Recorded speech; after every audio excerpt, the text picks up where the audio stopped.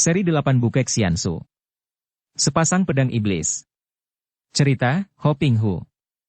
Audiobook, novel silat. Bab 35. Sepanjang pendengarannya Tian Liongpang adalah sebuah perkumpulan yang besar dan amat kuat. Bahkan di dunia Kangou hanya ada 3 buah perkumpulan atau nama yang terkenal, yaitu Pulau Es, Pulau Neraka dan Tian Liongpang. Belum pernah dia mendengar bahwa Tian Liongpang adalah pengkhianat bangsa. Karena dia tidak tahu duduknya perkara, maka dia mengambil keputusan untuk mendengarkan dan menonton saja tanpa mencampuri urusan mereka. Kalau terbukti bahwa Tian Liongpang melakukan perbuatan jahat dan mengacau penduduk, barulah dia akan turun tangan membasmi mereka.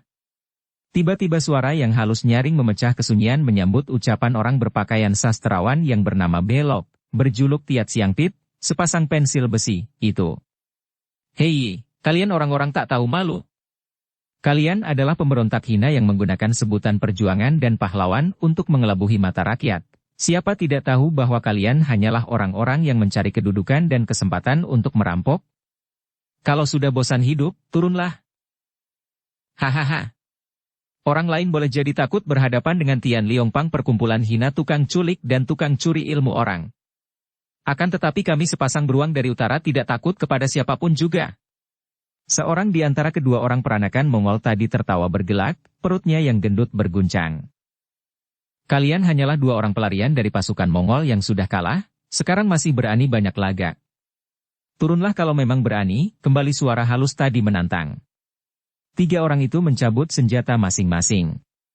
Tiat Siang Pit Belok mencabut sepasang senjata yang berbentuk pensil bulu yang seluruhnya terbuat daripada besi. Sedangkan kedua orang Mongol itu mencabut sepasang tombak pendek masing-masing, kemudian ketiganya melayang turun ke pekarangan belakang rumah penginapan yang diterangi oleh lampu-lampu gantung di 3 sudut. Gerakan mereka ringan dan cepat, seperti 3 ekor burung yang terbang melayang turun dan begitu tiba di atas tanah. Ketiganya sudah menggerakkan senjata masing-masing, diputar melindungi tubuh kalau-kalau ada serangan senjata lawan. Akan tetapi ternyata tidak ada senjata rahasia yang menyambar ke arah mereka. Bahkan dengan sikap tenang sekali muncullah 3 orang kakek yang rambutnya panjang riap-riapan dan bertangan kosong, keluar dari balik pintu dan menyambut mereka dengan senyum mengejek. Kui Hong cepat menyelinap dekat dan mendekam di atas wungan, sambil bersembunyi mengintip ke bawah. Dia masih tetap tidak mengerti mengapa Tian Liongpang bermusuhan dengan orang-orang itu. Dari percakapan mereka agaknya mereka itu tidaklah bermusuhan pribadi, melainkan karena urusan pemerintah dan agaknya jelas bahwa Tian Liongpang berada di pihak yang membantu pemerintah sedangkan 2 orang Mongol dan sastrawan itu adalah penentang-penentang pemerintah. Akan tetapi Kui Hong tidak tahu persoalannya dan memang sejak kecil pamannya selalu berpesan agar dia tidak mencampuri urusan pemerintah. Urusan yang menyangkut pemerintah adalah urusan yang ruwet, demikian antara lain pamannya berpesan. Karena itu jangan sekali-kali engkau melibatkan diri dengan urusan pemerintah. Banyak terjadi pertentangan dan permusuhan karena pro atau anti suatu pemerintahan yang hanya terseret oleh rasa pertentangan golongan ataupun terdorong oleh ambisi pribadi untuk mencari kedudukan saja. Di dalam perebutan kedudukan itu terdapat lika-liku yang amat ruwet. Tidaklah mengherankan kalau pendekar super sakti memesan muridnya atau keponakannya ini agar jangan melibatkan diri dengan urusan negara karena pertama-tama, Kui Hong sendiri adalah putri seorang pembesar Manchu. Apalagi kalau diingat istrinya sendiri, Dirahai, adalah putri kaisar. Bahkan adik angkatnya, wanita yang dicintanya sampai saat itu, Lulu juga seorang wanita Manchu. Bagaimana dia dapat menentang pemerintah Manchu? Kui Hong mengintai dengan hati tegang ketika melihat betapa 3 orang pendatang itu kini telah menyerang 3 orang kakek Tian Liongpang yang bertangan kosong. Gerakan sepasang beruang dari utara itu amat ganas dan kuat. Sepasang tombak pendek di tangan mereka mengeluarkan angin mendesing dan setiap serangan mereka dahsyat sekali. Adapun permainan sepasang pit di tangan sastrawan itu halus gerakannya namun juga amat cepat dan berbahaya, jelas dapat dikenal dasar ilmu silat Hawasan Pai yang dimainkan oleh sastrawan setengah tua itu. Namun diam-diam Kui Hong terkejut juga melihat gerakan 3 orang kakek rambut panjang dari Tian Liongpang. Mereka itu hebat sekali. Biarpun mereka bertangan kosong, namun gerakan mereka demikian cepat dan ringan sehingga semua gerakan lawan dapat mereka elakkan dengan mudah. Bahkan mereka membalas serangan lawan dengan totokan Coat Mehoat dari partai Butong Pai yang amat lihai dan berbahaya. Baru berlangsung 30 jurus saja Kui Hong sudah dapat melihat jelas bahwa 3 orang penyerbu itu sama sekali bukanlah tandingan 3 orang kekek Tian Liongpang yang lihai itu. Baru 3 orang saja sudah sedemikian hebat, apalagi kalau belasan orang Tian Liongpang keluar semua. Dan pemimpin mereka tentu lihai bukan main. Kui Hong tidak tahu siapa yang benar dan siapa salah dalam pertentangan di bawah itu dan tadinya dia pun tidak mau peduli, tidak tahu harus membantu yang mana. Akan tetapi ketika melihat kenyataan bahwa 3 orang penyerbu itu sama saja dengan mengantar nyawa secara sia-sia, dia menjadi penasaran juga, apalagi mengingat akan penuturan pelayan restoran bahwa pihak Tian Liongpang telah membunuh banyak orang. Tangan kanannya meraba genteng, memecah 3 potong yang digenggamnya dan dia berseru ke bawah. Sia-sia membuang nyawa dengan nekat bukanlah perbuatan gagah, melainkan perbuatan goblok. Selagi masih ada kesempatan, menyelamatkan diri tidak mau pergi, lebih tolol lagi. Tiba-tiba 3 sinar hitam kecil menyambar ke arah 3 orang kakek Tian Liongpang yang sudah mendesak lawan. Mereka terkejut dan berusaha mengelak, akan tetapi hanya seorang saja yang berhasil meloncat ke belakang, bergulingan sampai jauh lalu meloncat bangun lagi. Sedangkan 2 orang kakek lainnya sudah roboh karena tertotok sambitan potongan genteng kecil itu. Mendengar suara itu dan melihat betapa 3 orang lawan mereka yang lihai diserang secara gelap, 3 orang penyerbu itu cepat melompat ke atas genteng di depan sambil berseru. Terima kasih atas pertolongan Li Hiap. Mereka maklum bahwa ucapan itu memang tepat dan kalau sampai semua orang Tian Liongpang turun teangan, tentu mereka akan tewas secara sia-sia. Maka begitu sampai di atas genteng, ketiganya lalu pergi lari secepatnya menghilang di dalam kegelapan malam. Manusia sombong yang lancang tangan. Tiba-tiba terdengar bentakan nyaring dan halus dan pintu-pintu di rumah penginapan itu terbuka disusul munculnya banyak orang yang dipimpin oleh seorang dara yang cantik jelita. Keadaan menjadi lebih terang karena di antara mereka ada yang membawa lampu. Kui Hong adalah seorang gadis yang berwatak keras dan tidak mengenal takut.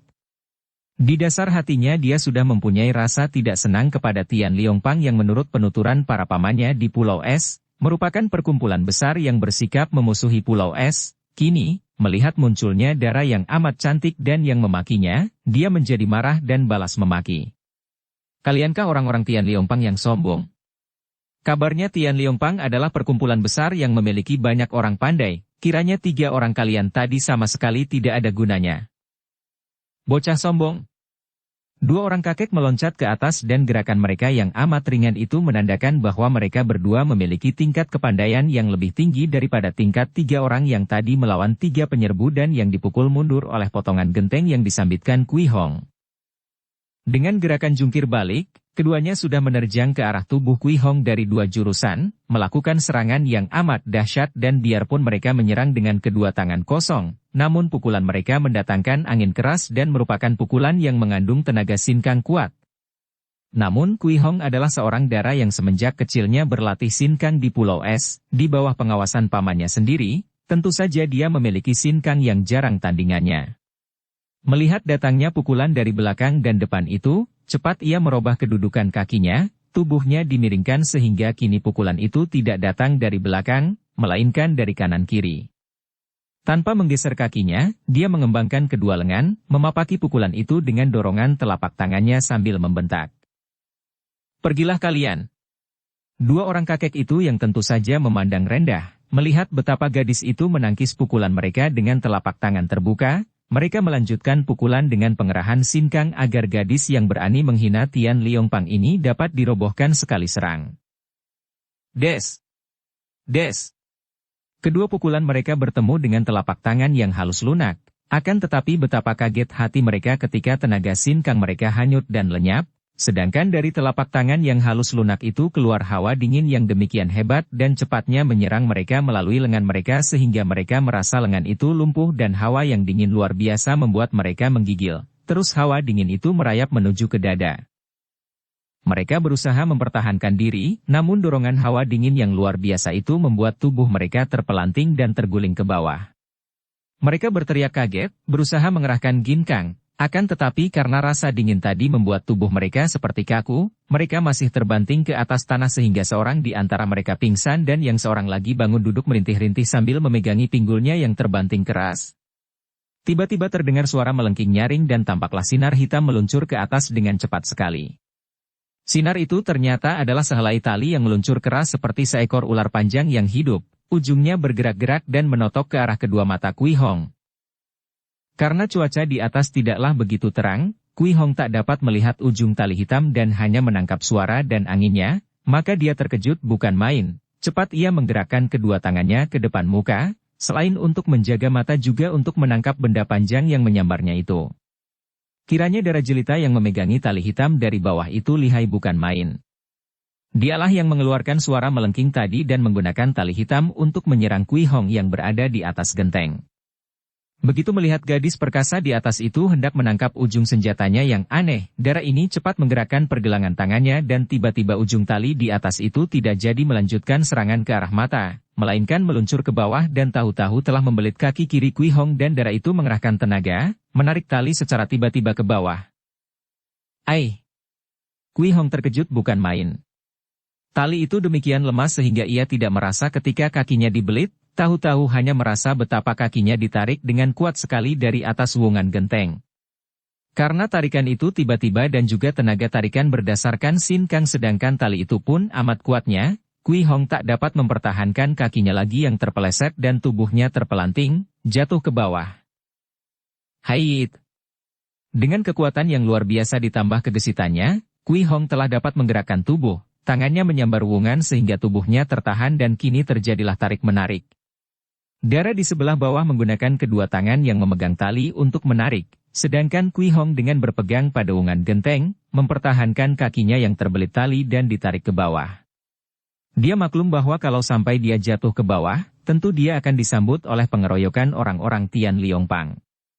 Dia tidak takut dikeroyok, akan tetapi dalam keadaan kakinya terbelit tali dan jatuh ke bawah, tentu saja keadaannya amat berbahaya. Maka dia mempertahankan diri mati-matian sambil mengerahkan tenaga pada tangan yang berpegang pada wungan. Tarik-menarik terjadi. Betapapun juga, Kui Hong tentu saja kalah posisi, dan tiba-tiba wungan genteng itu tidak kuat bertahan lagi. Terdengar suara keras dan wungan itu ambrol, genteng-gentengnya runtuh ke bawah disusul tubuh Kui Hong yang melayang turun pula. Akan tetapi untung bagi Kui Hong karena runtuhnya wungan itu membuat orang-orang Tian Liong Pang yang berada di bawah menjadi kaget dan takut tertimpa maka mereka meloncat dan menyingkir. Dengan berjungkir balik, Kui Hong berhasil membuka lipatan ujung tali pada kakinya dan ketika ia melayang turun dan disambut oleh orang Tian Liong Pang yang memukulnya, ia cepat menangkis. Plak! Plak! Kembali Kui Hong terkejut. Tangkisannya membuat kedua orang itu terpental. Akan tetapi kedua tangannya juga tergetar hebat, tanda bahwa dua orang yang menyerangnya itu memiliki Sin Kang yang amat kuat. Tar.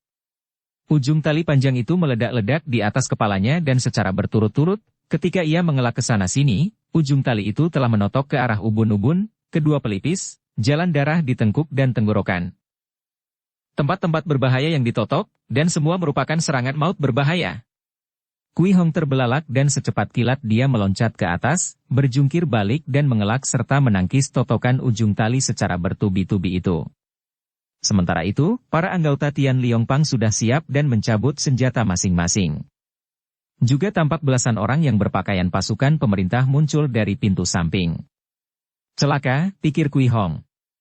Kiranya Tian Liong Pang benar-benar bekerja sama dengan pemerintah dan biarpun dia tidak takut dikeroyok, akan tetapi kalau sampai dia bentrok dengan pasukan pemerintah dan dicap pemberontak, bukankah berarti dia akan menyeret nama baik kehormatan pamannya? Dia melepaskan lagi gagang Limokiam yang sudah dirabanya dan sekali meloncat, tubuhnya sudah melayang ke atas. 4 orang anggota Tian Liong Pang berseru dan melompat pula. Akan tetapi, tubuh Kui Hong yang masih di atas itu, dapat membuat gerakan salto, membalik dan kedua kakinya menendang roboh 2 orang pengejar terdekat yang juga masih berada di udara. Semua orang melongo dan kagum. Gerakan itu tiada ubahnya gerakan seekor burung Garuda yang dapat menyerang. Dan memang sesungguhnya Kui Hong mendapatkan gerakan ini karena meniru gerakan Garuda tunggangannya di Pulau Es dahulu. Kini semua orang hanya berdiri melongo memandang bayangan Kui Hong yang mencelat dan lenyap di telan kegelapan malam. Milana, darah jelita yang menggunakan tali panjang tadi, menjadi penasaran sekali. Apalagi ketika tiba-tiba telinganya mendengar suara ringkik disusul derap kaki kuda di sebelah belakang rumah penginapan, mukanya menjadi merah. Si keparat itu mencuri kuda kita. Hayo kejar!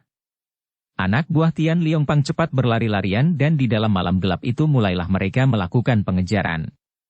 Dan memang benar sekali dugaan Milana, Kui Hong telah meloncat ke belakang penginapan dan melihat banyak kuda di kandang, timbul kenakalannya.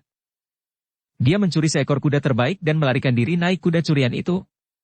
Gadis yang nakal itu tidak ingat bahwa dengan melarikan diri berkuda, maka dia memberi kesempatan kepada orang-orang Tian Liongpang untuk mengejarnya, karena selain kuda mengeluarkan bunyi derap kaki yang cukup keras, juga di waktu terang tanah, para pengejarnya dapat mencari jejak kaki kudanya. Milana merasa penasaran sekali. Gadis cantik yang sombong itu benar-benar telah menghina dan mempermainkan Tian Liongpang. Harus dia akui bahwa gadis itu memiliki kepandaian tinggi, akan tetapi belum tentu dia kalah kalau diberi kesempatan untuk bertanding secara benar-benar.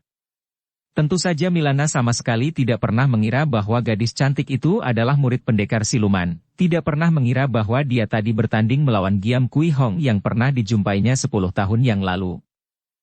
Karena mengira bahwa gadis tadi adalah seorang tokoh Kangou yang tentu memusuhi Tian Liongpang, Milana menjadi penasaran dan belum puas hatinya kalau dia belum dapat menguji kepandaian gadis cantik tadi. Maka dia memimpin anak buahnya melakukan pengejaran dengan berkuda pula. Kui Hong tidak kalah penasaran dibandingkan dengan Milana. Sambil memacu kudanya keluar dari dusun menuju ke selatan, tiada hentinya Kui Hong mengomel seorang diri panjang pendek. Sungguh menggemaskan hati. Mengapa hampir saja dia celaka di tangan seorang darah remaja? Menurut penglihatannya, biarpun tidak begitu jelas, hanya melihat dari atas dan wajah gadis di bawah itu hanya ditimpa sedikit cahaya lampu, namun dia tahu bahwa Dara yang cantik jelita itu usianya tentu jauh lebih muda daripada dia. Seorang Dara remaja belasan tahun. Dan dia hampir celaka di tangannya. Demikian rendahkan kepandaiannya. Bukankah dia murid bahkan keponakan pendekar super sakti, jagoan nomor 1 di dunia yang tiada bandingannya? Pamannya sudah terkenal di seluruh jagat karena kesaktiannya, mengapa dia sebagai keponakan dan murid yang telah digembleng sejak kecil, melawan seorang bocah dari Tian Liongpang saja hampir keok. Kalau saja tidak muncul pasukan pemerintah, tentu dia akan mengajak Dara remaja dan semua anak buahnya berduel sampai mereka dapat membuka mata dan melihat siapa dia. Pedangnya tentu akan membasmi mereka semua. Kui Hong merasa penasaran sekali. Akan tetapi, diam-diam dia merasa ragu apakah dia benar-benar akan menang melawan gadis kecil bersama belasan orang pembantunya yang rata-rata memiliki kepandaian tinggi. Kalau dikeroyok, tentu saja berat. Kui Hong berjebi. Kalau main keroyokan, mereka pengecut. Kalau maju satu demi satu, aku dan pedangku sanggup mengalahkan mereka semua. Kui Hong melarikan kudanya sampai pagi, tak pernah berhenti. Dia melakukan perjalanan dalam cuaca remang-remang, hanya diterangi bintang-bintang di langit dan menjelang pagi barulah muncul bulan sepotong. Setelah matahari mulai muncul dari balik daun-daun pohon di hutan sebelah depan, Kui Hong baru merasa aman karena tidak terdengar sejak lewat tengah malam tadi suara derap kaki kuda yang mengejarnya. Dia memasuki hutan sambil menjalankan kudanya perlahan-lahan. Biarpun dia tidak tidur semalam suntuk, namun tubuhnya terasa segar tertimpa sinar matahari pagi dan memasuki hutan yang kelihatan segar kehijauan itu. Kicau burung dan kokok ayam hutan menyambut munculnya matahari. Pohon-pohon dengan daun kehijauan dihias embun mengintan berkilauan di ujungnya. Rumput-rumput hijau segar membasah dan kadang-kadang tampak berkelebatnya seekor kelinci atau kijang yang melarikan diri bersembunyi di dalam semak-semak. Kui Hong tersenyum gembira. Betapa indahnya pemandangan di dalam hutan di waktu pagi, setelah berbulan-bulan dia harus hidup di tepi laut yang kering dan tandus. Betapa senangnya hidup bebas seperti itu, seperti burung-burung yang berkicauan dan saling berkejaran. Tiba-tiba alisnya berkerut ketika ia melihat seekor burung jantan mengejar-kejar seekor burung betina, bercanda, berkejaran, bercuit-cuit amat gembira. Teringatlah ia kepada Bun Beng dan wajahnya yang berseri gembira tadi menjadi muram. Ia menghela napas panjang. Kui Hong tentu akan menjadi murung hatinya, berlarut-larut termenung kalau saja matanya tidak tertarik oleh serombongan orang yang datang dari kiri memasuki hutan itu pula. Seketika ia lupa akan kekesalan hatinya teringat Bun Beng tadi dan kini dia menghentikan kudanya, menanti orang-orang dan memandang penuh perhatian. Rombongan orang berjalan kaki itu jumlahnya ada 15 orang dan setelah mereka datang dekat, Kui Hong terbelalak keheranan karena muka orang-orang itu berwarna-warni. Orang-orang pulau neraka? Tidak salah lagi. Dia sudah tahu akan keanehan para penghuni pulau neraka, yaitu warna muka mereka yang seperti dicat itu. Sebagian besar adalah orang-orang yang mukanya berwarna kuning tua, dipimpin oleh dua orang yang bermuka merah muda. Ah, ternyata bukanlah orang-orang tingkat rendah, pikir Kui Hong yang sudah mengerti bahwa makin muda warna muka seorang pulau neraka, makin tinggilah tingkatnya. Akan tetapi yang membuat dia terbelalak keheranan bukanlah kenyataan bahwa rombongan itu adalah orang-orang pulau neraka melainkan benda yang mereka bawa dan kawal. Benda itu adalah sebuah peti mati. Peti mati berukuran kecil, agaknya untuk seorang kanak-kanak tanggung, dipanggul oleh dua orang dan dipayungi segala. Yang lain-lain mengiringkan dari belakang. Begitu mendapat kenyataan bahwa mereka adalah orang-orang pulau neraka, hati Kui Hong sudah merasa tidak senang. Dia maklum bahwa ketua pulau neraka adalah Lulu, adik angkat pamannya akan tetapi bukankah kakek mayat hidup yang ia temui di tepi pantai itu mengatakan bahwa Lulu hanyalah seorang ketua boneka saja? Dan dia pernah diculik ke pulau neraka, dan sikap bibi Lulu terhadap paman amat tidak baik, apalagi bocah bernama Kang In putra bibi Lulu itu. Dia merasa benci dan begitu melihat orang-orang yang mukanya beraneka warna itu, ingin sudah hatinya untuk menentang dan menyerang mereka. Akan tetapi, melihat peti mati itu, keheranannya lebih besar daripada ketidaksenangannya maka dia lalu berkata nyaring. Hei! Bukankah kalian ini orang-orang pulau neraka? Siapakah yang mati dan hendak kalian bawa kemana peti mati itu? Seorang wanita setengah tua yang bermuka galak dan seorang laki-laki tinggi besar, keduanya bermuka kuning tua, meloncat maju dan memandang Kui Hong dengan mata bersinar marah. Tentu saja mereka marah menyaksikan sikap seorang gadis yang sama sekali tidak menghormat padahal gadis itu sudah tahu bahwa dia berhadapan dengan orang-orang pulau neraka. Sikap seperti itu sama dengan memandang rendah dan menghina. Selain itu, juga mereka sedang melakukan sebuah tugas yang amat penting dan rahasia, kini tanpa disengaja berjumpa dengan gadis itu, tentu saja mereka menjadi khawatir dan tidak senang. Wanita setengah tua bermuka kuning tua itu menjawab. Bocah sombong. Sudah pasti peti mati ini bukan untukmu karena engkau akan dikubur tanpa peti mati. Hei, apa engkau gila? Aku belum mati, siapa bilang mau dikubur? Kui Hong membentak marah. Setelah bertemu dengan kami, mengenal kami dan bersikap sesombong ini, apakah bukan berarti engkau menjadi calon mayat? Keparat? Engkaulah yang patut mampus. Kui Hong balas memaki, matanya yang indah itu melotot. Kedua orang bermuka kuning tua itu segera menerjang maju dan karena mereka memandang rendah kepada Kui Hong, mereka menyerang sembarangan saja. Yang wanita menampar ke arah pundak Kui Hong untuk membuat darah itu turun dari kuda, sedangkan yang pria menampar ke arah kepala kuda yang kalau terkena tentu akan pecah. Tar! Tar! Melihat kedua orang itu menyerang, Kui Hong tidak mengelak maupun menangkis, melainkan mengelebatkan perut kudanya, mendahului mereka dengan serangan pecut.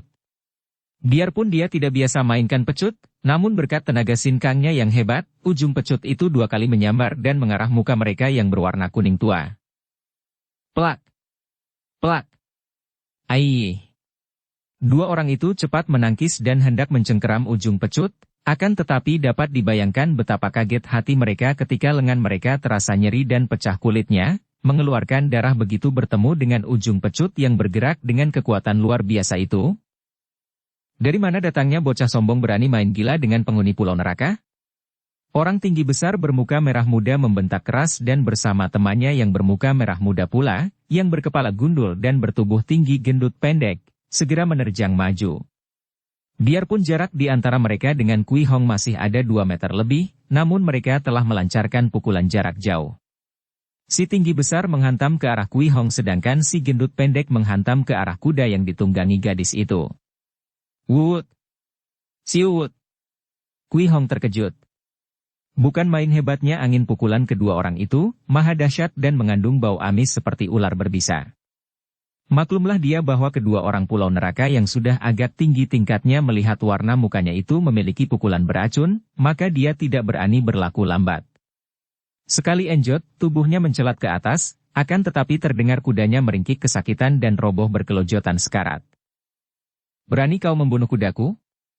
Kui Hong membentak, tubuhnya menukik dan meluncur ke bawah, cambuknya digerakkan bertubi-tubi ke arah kepala dan tubuh si gundul pendek yang sibuk mengelak sambil bergulingan. Tar tar tar tar. Biarpun si gundul pendek itu mengelak dan bergulingan ke sana-sini, namun tetap saja beberapa kali dia kena dihajar ujung cambuk sampai kepala gundulnya lecet dan bajunya robek-robek. Namun temannya sudah menerjang Kui Hong dari belakang dengan pukulan beracun yang dahsyat, membuat gadis itu terpaksa mencelat ke belakang meninggalkan si gundul dan siap menghadapi pengeroyokan mereka. Karena dia maklum bahwa 15 orang itu amat lihai, maka tangan kanannya bergerak dan berbareng dengan bunyi mendesing nyaring tampaklah sinar kilat berkelebat membuat 15 orang itu terkejut dan otomatis melangkah mundur sambil memandang ke arah pedang di tangan Kui Hong dengan mata terbelalak. Dang! Iblis! Si tinggi besar bermuka merah muda berseru kaget. Kalian mengenal pedangku? Majulah, pedangku sudah haus darah. Kui Hong menantang. Melihat pedang itu, kita tidak boleh membunuhnya. Tangkap hidup-hidup, pergunakan asap berwarna. Cepat, ketua kita telah menanti, jangan sampai dia marah. Mendengar ini, jantung Kui Hong berdebar. Dia tidak takut akan ancaman mereka untuk menangkapnya hidup-hidup dengan menggunakan asap berwarna yang ia duga tentulah asap beracun. Akan tetapi mendengar bahwa ketua mereka telah menanti, dan agaknya berada di dekat tempat itu, dia menjadi bingung. Kalau sampai adik angkat pamannya tahu bahwa dia mengamuk, lalu maju sendiri bagaimana? Selain agaknya tak mungkin dia dapat menangkan bibi Lulu itu, juga wanita aneh itu telah menolong dia dan penghuni Pulau Es ketika diserang pasukan pemerintah. Apalagi kalau dia teringat akan pesan pamannya, kemarahannya terhadap orang-orang ini menjadi menurun dan ia membanting kakinya sambil berseru. Sudahlah, aku mau pergi saja. Kui Hong meloncat. Akan tetapi dari depan menghadang 6 orang anggota Pulau Neraka dengan senjata mereka melintang. Kui Hong marah, pedang Limau Kiam dipercepat berubah menjadi segulung sinar kilat. 6 orang itu terkejut, menggerakkan senjata masing-masing melindungi tubuh dan terdengarlah suara nyaring berulang-ulang disusul teriakan-teriakan kaget karena semua senjata 6 orang itu patah-patah dan tubuh gadis itu mencelat ke depan terus lari dengan cepat sekali. Karena takut kalau rombongan orang Pulau Neraka itu melakukan pengejaran, bukan takut kepada mereka melainkan takut kalau sampai bertemu dengan Lulu, Kui Hong berlari cepat ke selatan di mana terdapat sebuah anak bukit. Kesanalah dia melarikan diri dengan bibir cemberut karena pertemuannya dengan rombongan Pulau Neraka itu membuat dia kehilangan kudanya. Akan tetapi kepada siapakah dia akan menumpahkan kemarahannya dan kejengkelannya? Betapapun juga, dia tidak mungkin dapat nekat mengamuk dan dapat menghadapi bibi Lulu apabila wanita itu muncul. Hal ini tentu akan membuat pamannya marah sekali, sungguh pun dia sama sekali tidak akan takut apabila dia harus menghadapi bibi Lulu sekalipun. Apalagi kalau dia teringat akan Kang In, ia bahkan ingin sekali bertemu dengan pemuda itu dan menantangnya untuk bertanding, tidak hanya mengadu kepandaian, akan tetapi juga mengadu pedang mereka. Bukankah pedang Lamok yang berada di tangan pemuda brengsek itu? Pedang itu adalah pedang Bun Beng, dan kalau dia dapat bertemu dengan Kang In berdua saja, dia pasti akan merampaskan pedang Lamok Kiam dan ia berikan kepada Bun Beng. Ketika ia tiba di anak bukit itu, kembali ia terkejut karena ternyata bahwa bukit itu merupakan sebuah tanah pekuburan yang luas sekali. Di sana tampak batu-batu bongpai, nisan. Ada yang masih baru akan tetapi sebagian besar adalah bongpai yang tua dan tulisannya sudah hampir tak dapat dibaca, tanda bahwa tanah kuburan itu adalah tempat yang sudah kuno sekali. Ia teringat akan rombongan orang Pulau Neraka yang membawa peti. Celaka pikirnya, aku telah salah lari. Mereka itu menuju ke tempat ini untuk mengubur peti mati itu. Berpikir demikian, Kui Hong berlari terus, dengan maksud hendak melewati bukit tanah kuburan itu dan untuk berlari terus ke selatan karena dia hendak mencari musuh-musuh pamannya, musuh-musuh Pulau Es, di Kota Raja. Tiba-tiba bulu tengkuknya berdiri dan kedua kakinya otomatis berhenti, bahkan kini kedua kaki itu agak menggigil. Kui Hong takut? Tidak mengherankan kalau darah perkasa ini ketakutan. Siapa orangnya yang tidak akan menjadi seram dan takut kalau tiba-tiba mendengar suara orang tertawa cekikikan dan terkekeh-kekeh di tengah tanah kuburan, sedangkan orangnya tidak tampak. Suara ketawa itu pun tidak seperti biasa, lebih pantas kalau iblis atau mayat yang tertawa.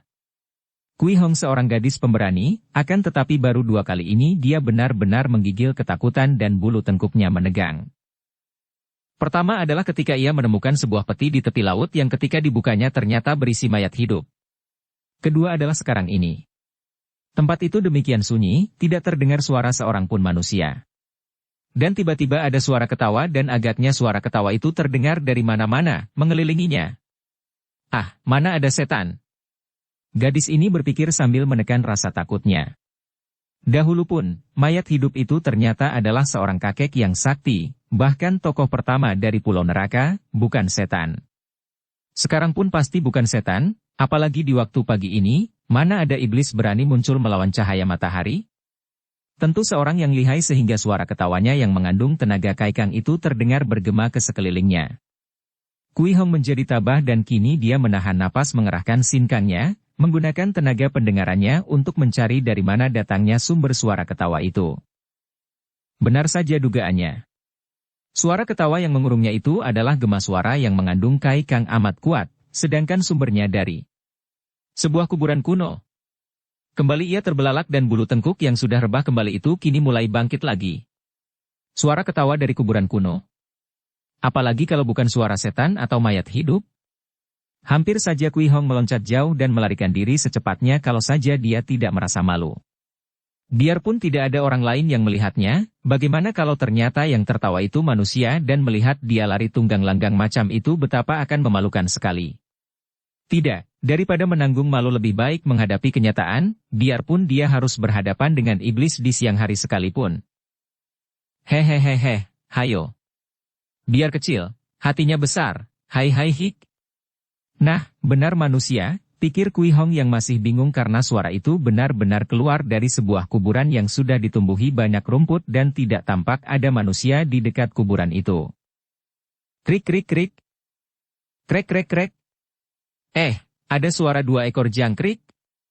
Makin tertarik hati Kui Hong, apalagi ketika kembali terdengar orang tak tampak itu bicara sendiri. Maju, jangan mepet di pinggir, sekali dorong kau akan jatuh. Biarpun kecil merica tua, makin kecil makin tua dan makin pedas. Hahaha. Dengan berindap-indap Kui Hong maju menghampiri dan hampir saja dia tertawa terkekeh-kekeh saking lega dan geli rasa hatinya ketika melihat bahwa yang disangkanya mayat hidup atau iblis itu kiranya adalah seorang kakek yang sudah tua sekali duduk seorang diri di atas tanah depan bongpai tua sambil mengadu jangkrik di atas telapak tangan kirinya. Kakek itu sudah amat tua, sukar ditaksir berapa usianya.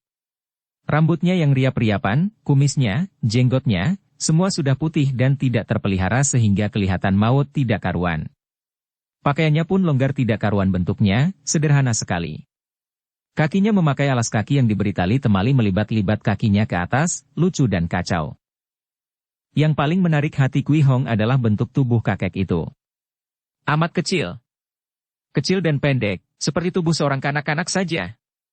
Biarpun kakek itu duduk mendeprok di atas tanah, dia berani bertaruh bahwa kakek itu tentu kalah tinggi olehnya. Akan tetapi kakek itu sama sekali tidak memperhatikan keadaan sekelilingnya, bahkan tidak mempedulikan keadaan Kui Hong sama sekali. Perhatiannya tercurah kepada 2 ekor jangkrik di atas telapak tangannya, pandang matanya bersinar-sinar, wajahnya berseri dan kedua matanya yang amat lebar itu terbelalak. Kui Hong melangkah maju perlahan-lahan sampai dekat sekali. Ia melihat bahwa di atas telapak tangan kiri kakek itu terdapat 2 ekor jangkrik yang saling berhadapan, dipermainkan oleh kakek itu dengan sebatang kili-kili rumput sehingga kedua ekor binatang itu mengerik keras.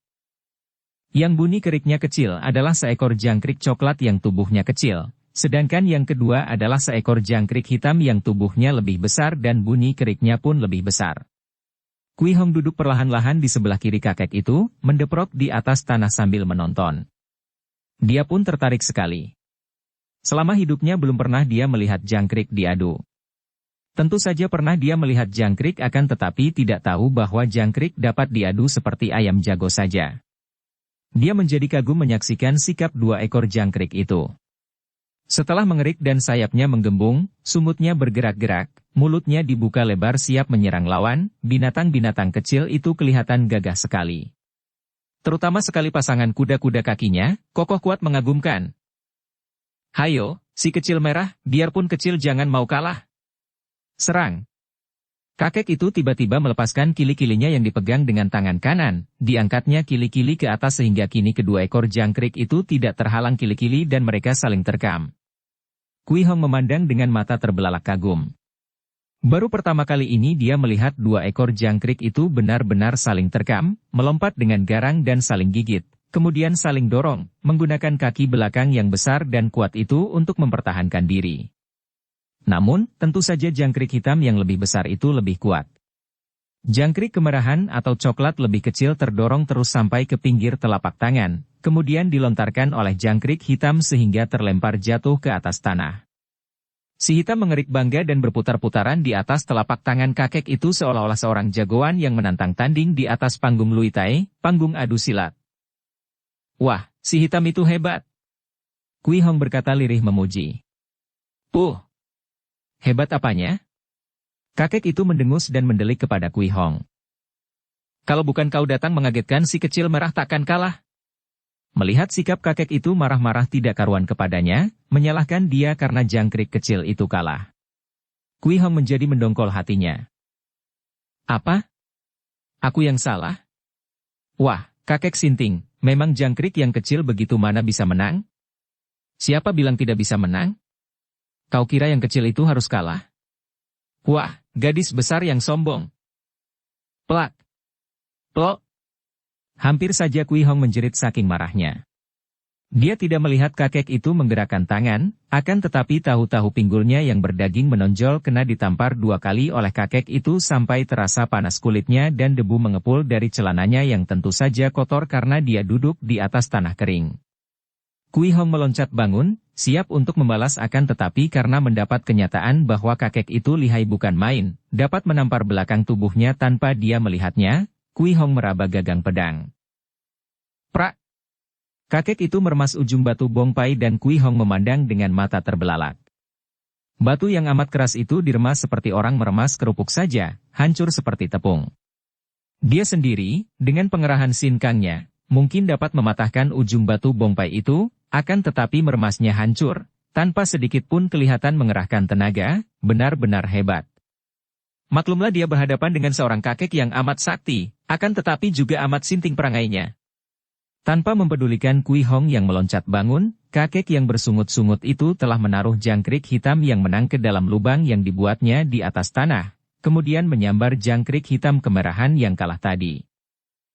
Kau harus menang. Si kecil harus menang. Jangan biarkan si besar sombong dan mengira bahwa si besar yang kuat. Dia bersungut-sungut, mengomel marah-marah tidak karuan. Kau harus dijantur biar besar hatimu. Kakek itu mencabut sehelai rambut yang panjang, akan tetapi begitu dipandangnya, rambut putih itu dibuangnya. Ah, rambut putih tidak baik untuk menjantur jangkrik, hatinya menjadi tidak berani bertempur. Heh, gadis besar. Rambutmu banyak, berikan sehelai kepadaku. Biarpun Kui Hong merasa mendongkol bukan main, namun dia mulai tertarik untuk menyaksikan bagaimana caranya kakek itu dapat memaksa jangkrik kecil maju dan mengalahkan jangkrik besar. Biarpun bibirnya sendiri tak kalah runcingnya dengan bibir si kakek karena dia pun cemberut, dicabutnya juga sehelai rambut dan ditiupnya rambut itu ke arah kakek yang menerimanya sambil menjepit rambut dengan kedua jari tangan. Diam-diam Kui Hong kagum dan kaget. Sudah begitu tua, akan tetapi pandang matanya masih luar biasa tajamnya, sehingga dapat menangkap dengan jepitan jari tangan sehelai rambut yang melayang. Kini kakek itu tidak bersungut-sungut lagi, malah wajahnya berseru penuh harapan ketika dia menggunakan rambut untuk menjantur jangkrik kecil merah itu pada belakang kakinya. Kui Hong memandang dengan heran dan ngeri. Jangkrik itu dijantur diputar-putar seperti gasing kemudian dibiarkan berputar kembali pada rambut dan dimantrai oleh kakek aneh. Entah diberi mantera atau diapakan, buktinya kakek itu mulutnya berkemak-kemik dekat dengan tubuh jangkrik yang berputaran. Setelah gerakan berputar itu berhenti pula mulut yang berkemak-kemik, akan tetapi tiba-tiba kakek itu meludah kecil 3 kali. Cuh! Cuh! Cuh! Ludah-ludah kecil menyerempet ke arah tubuh jangkrik merah. Awas kau kalau kalah lagi. Kakek itu berkata. Harus kuberi tambahan semangat. Ia lalu bangkit berdiri, menjengking dan menaruh jangkrik yang masih tergantung di bawah rambut itu depan pantatnya. Bus! Kakek itu melepas kentut yang tepat menghembus ke arah jangkrik merah. Ih! Kui Hong mendengus dan melangkah mundur menjauhi kakek jorok, kotor, itu sambil memijit hidung. Kentut yang tidak berbunyi biasanya amat jahat baunya. Akan tetapi karena dia tertarik sekali, ingin melihat apakah gemblengan yang diberikan kakek itu pada jangkrik merah benar-benar manjur, Kui Hong tidak pergi dan masih berdiri menonton. Kembali kakek itu membalikkan telapak tangan kiri, dipergunakan sebagai panggung pertandingan antara kedua ekor jangkrik itu. Jangkrik merah sudah dilepas dari rambut yang menjanturnya, ditaruh di atas telapak tangan kiri kakek itu. Jangkrik itu diam saja, agaknya nanar dan melihat bintang menari-nari. Sepatutnya begitulah setelah mengalami gemblengan hebat tadi, kalau tidak nanar oleh janturan tentu mabok oleh bau kentut. Akan tetapi agaknya hal ini membuat si jangkrik timbul kemarahannya, buktinya ketika kakek itu memainkan kili-kili di depan mulutnya, jangkrik ini membuka mulut lebar-lebar dan menyerang kili-kili, sayapnya berkembang dan mengerik sumbang. Hahaha, bagus. Sekarang kau harus menang. Kakek itu berkata lalu mengambil jangkrik hitam dan menaruh di atas telapak tangannya pula. Dengan kili-kilinya, kakek itu terus mengili jangkrik merah yang makin ganas dan bergerak maju menghampiri jangkrik hitam yang sama sekali tidak dikili, dibiarkan saja oleh kakek itu. Wah, kau licik! Kenapa jangkrik hitamnya tidak dikili? Kui Hong tidak dapat menahan kemendongkolan hatinya. Dia tahu bahwa karena tubuhnya kecil pendek, kakek itu berpihak kepada jangkrik kecil dan berlaku curang. Kalau kau berpihak kepada si hitam, boleh kau kili dia, kakek itu membentak marah. Akan tetapi karena Kui Hong belum pernah mengadu jangkrik, gadis ini berjebi dan tidak menjawab, hanya memandang saja. Biarpun tidak diganggu kili-kili, mendengar lawan mengerik, si hitam itu cepat membalik dan juga mengerik, menantang dengan keriknya yang nyaring sehingga mengalahkan bunyi kerik si kecil yang sumbang. Hampir Kui Hong bersorak bangga, akan tetapi dia menahan diri, takut kalau kakek sinting itu marah lagi. Setelah kedua jangkrik itu berhadapan dan siap, kakek aneh itu kembali melepaskan kili-kilinya dari mulut si kecil, mencabutnya ke atas sehingga kembali dua ekor jangkrik itu saling terkam dan saling gigit. Si kecil itu kini benar-benar lebih nekat cara berkelahinya, dan agaknya gemblengan kakek tadi ada gunanya pula karena dia lebih berani, tidak mudah menyerah seperti dalam pertandingan pertama. Akan tetapi, betapapun nekatnya, karena memang kalah kuat, dia didorong terus ke pinggir dan akhirnya terjengkang ke bawah. Kalah lagi. Kui Hong cepat melangkah mundur dan tepat seperti dugaannya, kakek itu marah-marah lagi. Batu bongpai kuno itu mengalami nasib sial. Digempur berapa kali sampai pecah-pecah dan remuk-remuk, debu beterbangan ke atas. Sialan! Pengecut! Penakut! Kau membikin malu saja. Tidak bisa, kau tidak boleh kalah, harus menang. Harus kataku, tahu? Kalau perlu aku akan menggemblengmu selama hidupku sampai kau menang. Kembali dia menaruh jangkrik hitam di dalam lubang dan mulailah ia melakukan penggemblengan kedua terhadap jangkrik kecil merah. Cara menggemblengnya makin gila, membuat Kui Hong mendekap mulutnya menahan ketawa. Benar-benar kakek sinting, pikirnya, akan tetapi karena Kui Hong juga mempunyai dasar watak gembira, binal dan nakal, dia ingin sekali menyaksikan jangkrik gembengan kakek itu benar-benar akan dapat menang satu kali saja. Kalau kalah terus, dia mempunyai alasan untuk mentertawakan kakek sinting yang tadi sudah berani menggaplok pinggulnya sampai 2 kali. Kalau nanti kakek itu marah, dia akan melawan dengan pedangnya. Kakek itu benar-benar seperti sinting saking penasaran melihat jagonya kalah terus. Tepat seperti dugaan Kui Hong, karena merasa bahwa dia adalah seorang yang mempunyai perawakan tidak normal, terlalu kecil pendek bagi ukuran pria, maka tentu saja kakek itu selalu berpihak kepada apa saja yang ukurannya lebih kecil. Demikian pula dalam adu jangkrik ini. Dia akan penasaran terus kalau si kecil belum memang, karena dia melihat seolah-olah si kecil itu adalah dia sendiri. Kini dia membenam-benamkan si kecil merah itu ke dalam air kencingnya sendiri. Tanpa mempedulikan Kui Hong, kakek itu merosotkan celananya begitu saja sehingga Kui Hong tersipu-sipu membuang muka, lalu dia melepas air kencing ke arah jangkrik merah yang ia masukkan ke dalam sebuah lubang besar di atas tanah. Tentu saja payah jangkrik merah kecil itu berenang di lautan kencing, sedangkan Kui Hong yang berdiri dalam jarak 10 langkah saja masih mencium bau senguk seperti cuka lama. Apalagi jangkrik yang kini dibenamkan ke dalam air kencing. Akan tetapi kakek itu tidak peduli. Setelah mengikatkan kembali celananya dan membenam-benamkan jangkrik jagoannya sampai setengah ke leher, barulah ia menghentikan gemblengannya, Membiarkan jagonya siuman di bawah sinar matahari, kemudian mulailah dia mengadu lagi 2 ekor jangkrik itu. Anehnya, ketika jangkrik itu digoda kili-kili, dia mengamuk, menggigit asal kena saja, akan tetapi tidak lagi mau mengerik. Dia betul-betul sudah puing sekarang, sudah nekat dan menyerang ke depan dengan ngawur akan tetapi pantang mundur. Bersambung ke bab 36. Dukung kami dengan subscribe, follow, like, komen dan share. Terima kasih.